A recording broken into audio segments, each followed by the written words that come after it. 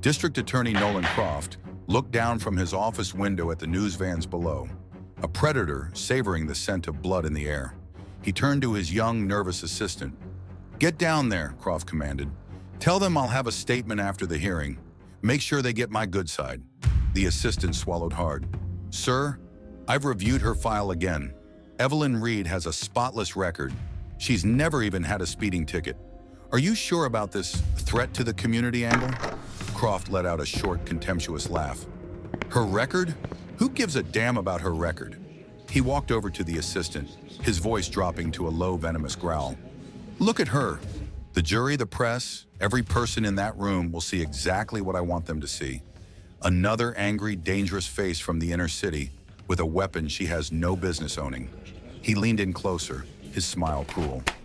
"We'll feed them a story about radical groups, domestic terrorism, and they'll eat it right out of my hand. This isn't a case, son. It's a gift. And it's my golden ticket to the state attorney's office." A few minutes later, the courtroom buzzed with a toxic mix of fear and morbid curiosity. Evelyn Reed sat in the defendant's dock, the orange jumpsuit a stark contrast to her ramrod-straight posture. The cold steel of the handcuffs bit into her wrists. Nolan Croft strutted before the judge's bench, his voice oozing a theatrical authority. "Your Honor, we are here today because the defendant was found with an arsenal fit for a foreign battlefield," he declared, gesturing dismissively towards Evelyn. "A customized sniper rifle, armor-piercing ammunition, military-grade tactical gear." Whispers erupted in the gallery. "Where'd she get the money for that?" a woman hissed. Another man muttered, "They're getting bolder, aren't they?" Her public defender, Sam Holloway, felt a cold sweat on his brow. "He's crucifying her, and I've got nothing," he thought frantically. "She won't talk. She's just sitting there, letting him do this." He rose, his voice barely a squeak. "Your Honor, my client is exercising her constitutional right to remain silent." Croft spun around, his face a mask of mock disbelief. "The right to remain silent?" he repeated, his voice dripping with sarcasm. He let the words hang in the air, then laughed. "Or is it the inability to explain why a woman with no job and no address is preparing for her own private war?" Evelyn's expression didn't change, but her focus narrowed on the prosecutor. She wasn't just observing, she was assessing a threat. "Keep talking, Mr. Croft," she thought, her mind a sliver of ice. "Every lie is another foot of rope. I'll give you all you need to hang yourself." Judge Miller, a Vietnam vet, looked troubled. "Ms. Reed," he said, his voice grave, "you are facing federal charges that carry a sentence of up to 15 years. Do you understand that?" "I understand perfectly, Your Honor," Evelyn said. Her voice was steady and clear, a stark contrast to the narrative Croft was weaving. In the front row, journalist Jenna Riley's fingers flew across her tablet. "Forget armed suspect," she thought, her heart pounding with cynical excitement. "The headline is, 'Black Militant in Oak Ridge.' This story is my ticket to a network job." Croft wasn't finished. He seized a large evidence photo of the rifle. "This isn't for hunting deer, Your Honor," he shouted, shoving the picture toward the jury box. "This is the tool of an assassin, an urban terrorist. We request that bail be denied. This woman is a clear and present danger to every citizen in this community." Sam Holloway shot to his feet, protesting weakly, but Croft had already won the moment. He stood there soaking in the fear and anger he had created, a smug, triumphant smile on his face. He was in complete control, or so he thought. Judge Miller leaned forward, trying to cut through the poison Nolan Croft was pouring into his courtroom. "Ms. Reed," he said, "are you sure you have nothing to say about these items?" Evelyn Reed's eyes met his. "Not at this time, Your Honor." The politeness was so profound, it was unnerving. The judge felt a flash of memory. A young Marine in Da Nang facing a court-martial with that same unshakable calm. It wasn't defiance. It was something far more disciplined. Croft lunged at the silence. "Of course she has nothing to say. Your Honor, this woman has clear military training, yet she denies any service. She has no job, no income, but somehow owns an $80,000 arsenal." He spun toward the gallery, his voice a venomous hiss. "So where does the money come from? Back alley drug deals? Foreign enemies who want to see this country burn?" From the second row, Frank Kowalski, a retired Marine Master Sergeant, saw it. It wasn't just the posture. It was the way her eyes never stopped moving, scanning the exits, the guards, the jury. "My God," he thought, the realization hitting him like a thunderclap. She's not a criminal. She's a goddamn operator. Evelyn closed her eyes. 4 in, 4 hold, 4 out. A whisper of discipline in a hurricane of lies. Croft moved in for the final blow. This woman is a danger to us all. I demand bail be denied. In the front row, Jenna Riley's fingers danced on her phone. Tweet sent. Headline, armed and dangerous. Photo of the handcuffs attached. This will be viral by sundown. The judge's gavel cracked down like a whip. Bail denied. The defendant will remain in custody. Outside, Nolan Croft stood before a wall of cameras, beaming like a hero. Justice was served today, he announced. We have sent a clear message that Oak Ridge County will not bow to fear and extremism. Moments later, in the courthouse hallway, Frank Kowalski cornered the defeated public defender, Sam Holloway. You're her lawyer, Kowalski stated, his voice low and hard as granite. Holloway nodded, exhausted. Look, I can't. You need to listen to me, the veteran cut him off, his eyes blazing. That prosecutor just made the biggest mistake of his life. And your client, she's letting him. I can't discuss the case, Sam Holloway said, his voice frayed. I'm not asking for details. Frank Kowalski's voice was low and intense. I'm offering information. Your client has advanced military training, extremely advanced. If I'm right about what I suspect, you're dealing with someone who operates on a level this court has never seen. Holloway stared at the man, the certainty in the veteran's eyes undeniable. What are you suggesting? I'm suggesting, Kowalski said, you figure out why a trained operative would choose to stay silent when one phone call could end all of this. At the Oak Ridge County Jail, Evelyn Reed maintained a routine of military precision. She was up at 0500, followed by a grueling bodyweight workout in her cell and exactly 15 minutes of meditation. For the rest of the day, she observed, studying the guards' patterns, the inmates' behaviors, the facility's blind spots. It's weird, Detective Warren, one of her arresting officers, said to his partner. Most inmates get agitated, complain, cause trouble. She's different. It's like she's waiting for something. On the second night, Holloway and Kowalski were in the jail's visiting room. When Evelyn entered, her eyes immediately found the veterans. A current of unspoken understanding passed between them. How long did you serve? Kowalski asked directly. Is that relevant? Evelyn replied, her posture subtly shifting. 2 tours, Fallujah. Marine Master Sergeant, Kowalski stated. I've seen operators working alongside us. I recognize the signs. The heavy silence was broken by a frustrated Holloway. Can someone explain what you're talking about? Evelyn looked directly at Kowalski. If you really served where you say you did, you know that some missions require maintaining cover, even under pressure. But I also know there are protocols for compromised situations, Kowalski countered. Channels that can be activated. And what if those channels are being tested? Evelyn asked. The question landed with such weight that Kowalski had to completely reconsider the entire situation. The next morning, Nolan Croft, riding a wave of publicity, escalated his attack.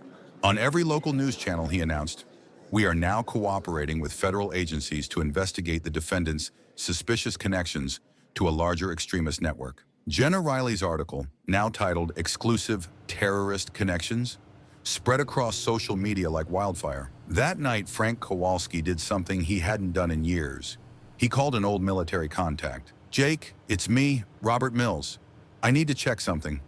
No, I can't explain over the phone. Holloway visited Evelyn again on the third night, alone and visibly agitated. Evelyn, Kowalski believes you're someone who serves this country in a way most people will never know. He thinks this case is bigger than any of us realize. Evelyn's expression remained neutral. And what do you think, Dr. Holloway? I think you're letting this happen, he stammered. A small, chilling smile touched her lips. Sometimes the best strategy is to let your enemy continue to underestimate you, right up until the moment it's too late for him to correct his mistake. Late that same night, Kowalski received a call from a blocked number. The voice was serious and concerned. Robert, you need to stop asking questions about that woman. There are things in motion that go far beyond what you can imagine. Jake, just confirm one thing for me, Kowalski pressed. Is she who I think she is? After a long pause, the voice returned, heavy with warning. Robert, if you value your safety and hers, stop investigating.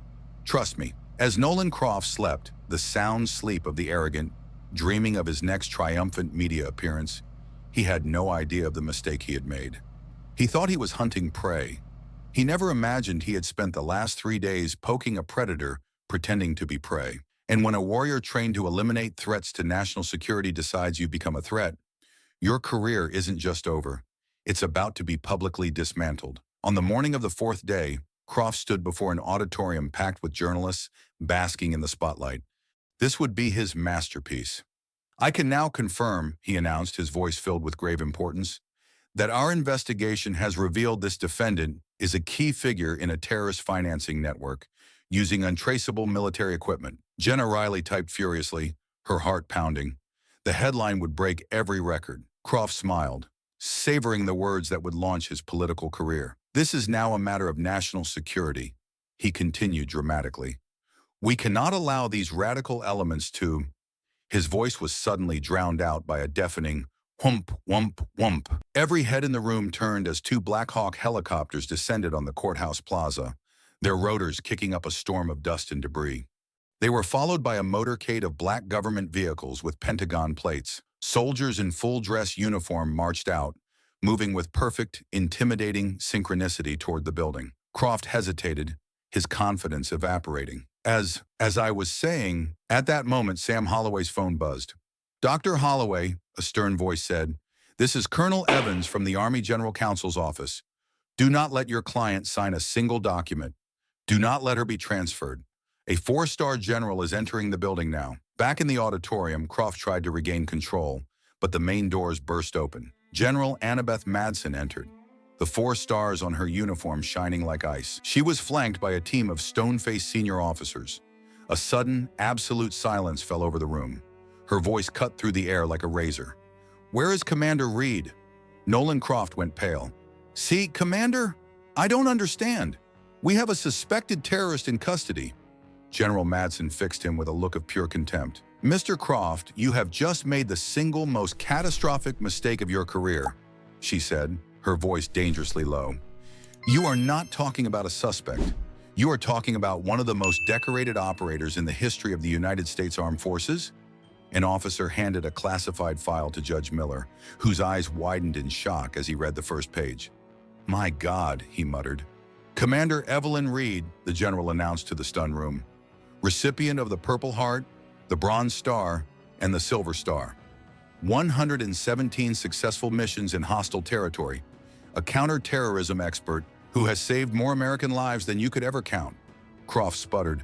But she refused to identify herself because she was on a classified mission, you fool," the general snapped, making no effort to hide her disgust.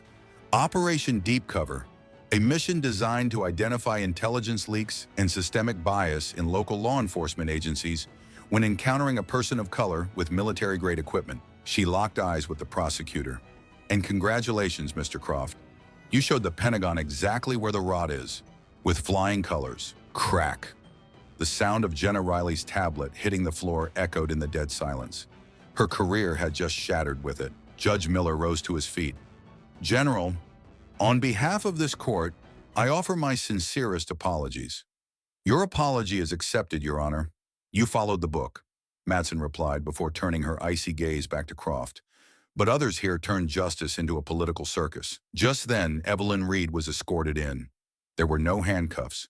Her posture was transformed, shoulders back, chin high, her eyes blazing with an authority that could command armies. "Commander Reed," General Madsen said formally, "I deeply regret the treatment you received. Your sacrifice for this operation has been noted at the highest levels." "Thank you, General," Evelyn replied, her voice crisp. Mission accomplished. Croft watched in horror as the cameras he had summoned for his own glory swung around to capture every angle of his utter humiliation. Frank Kowalski, tears welling in his eyes, approached the commander. "I knew it," he said, his voice thick with emotion. "Thank you for your service." Evelyn gave him a firm nod. "Thank you for yours, Master Sergeant." The general then addressed the stunned press. "Let me be perfectly clear," she boomed. "Commander Reed is an American hero. Anyone in the media who used this illegal arrest for sensationalist headlines or political gain will be facing the consequences." Nolan Croft's political ambitions died right there on the courthouse floor, buried under the weight of his own televised bigotry. He had tried to turn a hero into a villain for his own personal gain, and in doing so, had exposed himself as the very thing he claimed to fight. Justice, he was about to learn, has a very poetic and public price. 3 months later, a formal ceremony was held at the Pentagon. In the front row sat Frank Kowalski and Sam Holloway, guests of honor, their faces beaming with pride. On the stage, General Annabeth Madsen pinned the Defense Distinguished Service Medal onto the uniform of the newly promoted Colonel Evelyn Reed. Prejudice isn't just morally wrong, Colonel Reed said in a short, powerful address broadcast live across the nation. It's tactically stupid. When you underestimate an opponent because of the color of their skin, you have already lost the fight. That wasn't just a moral failure in Oak Ridge County. It was a strategic failure that compromised national security. As the audience of generals and dignitaries erupted in applause, the broadcast played on a small, grease-stained television in the corner of a fast food restaurant 2 states away. "Croft," a 22-year-old manager yelled. "Table 3 is a mess. Get on it now." Nolan Croft, his face gaunt and his eyes empty, shuffled out with a dirty rag. He wiped down a sticky table as he saw the hero he tried to destroy being celebrated on the screen. He looked at his own hands, once destined for shaking hands with governors, now smelling of cheap disinfectant and frying oil. There was no escape. In a dark apartment, Jenna Riley sat alone, her face illuminated by her phone. She had just posted an article about gardening tips. The comments flooding in weren't about plants. "Aren't you the terrorist-exclusive fake news reporter? You destroyed your career for a lie. Hope it was worth it. Resign from journalism and life." The sound of the applause for Colonel Reed from her laptop mixed with the hateful comments on her phone, creating a symphony of her public ruin. Back at the ceremony, a reporter called out to Colonel Reed. "They say you must have wanted revenge. Is this justice or revenge?" Colonel Reed looked at her new medal, then out at the crowd, her eyes finding Frank Kowalski. "Revenge is personal," she said, her voice ringing with clarity. "Justice is turning your pain into a shield to protect others." After the ceremony, she walked directly to the old Marine and pressed a heavy bronze coin into his hand. It was her commander's challenge coin. "A real veteran always knows," she said quietly. Frank Kowalski looked from the coin to the woman standing before him, a true American hero. He gave a single proud nod. Justice had been served.